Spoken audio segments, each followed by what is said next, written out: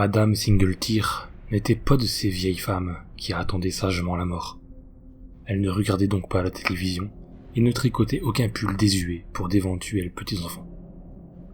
En effet, Anna Singletear, elle, considérait la vie comme une bénédiction et était bien décidée à profiter au maximum de chaque seconde restante jusqu'à sa mort. En fait, malgré ses 8 décennies, elle demeurait bien plus active que tous les adolescents du village qui restaient cloîtrés chez eux. Généreuse, altruiste ou courageuse, ce sont ce genre de qualificatifs qu'on citait pour décrire Madame Singletear. Dans les petits villages où tout le monde se connaît, il est très courant que l'officier de police donne son numéro personnel aux habitants. En cas de besoin, ils peuvent me contacter sans problème. Alors, lorsqu'elle m'a appelé en larmes pour que je vienne chez elle rapidement, je n'ai pas hésité un instant. Lorsque j'ai enfin rejoint sa vieille bâtisse, c'est une Madame Singletear méconnaissable qui m'a accueilli. Elle était, en effet, complètement paniquée, pleurait abondamment et était devenue anormalement pâle. Elle, qui avait le teint si mat. On s'est assis autour d'une bonne tisane et elle m'a tout expliqué. Que depuis plusieurs jours, une étrange silhouette noire allait pied à travers les fenêtres, et cela pendant des heures. Cette silhouette, elle pouvait parfaitement me la décrire. Une ombre distordue qui pouvait mesurer jusqu'à plusieurs mètres. De ce qu'elle me disait, la chose adapterait sa taille pour pouvoir l'espionner où qu'elle soit, que ce soit dans sa chambre à l'étage ou dans le salon au rez-de-chaussée. La pauvre femme, terrorisée, n'osait même plus toucher à ses volets. Naturellement, j'ai sorti ma lampe torche et j'ai fait mine de vérifier les alentours de la maison. J'ai de ce fait ignoré l'immense silhouette noire qui longeait le mur. Encore une autre.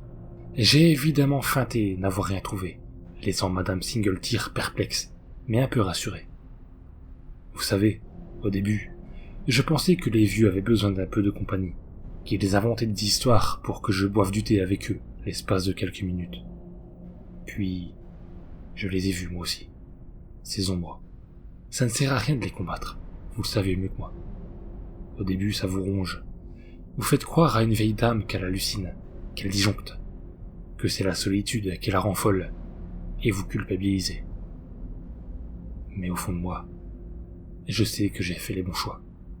C'est toujours pire quand ils apprennent la vérité.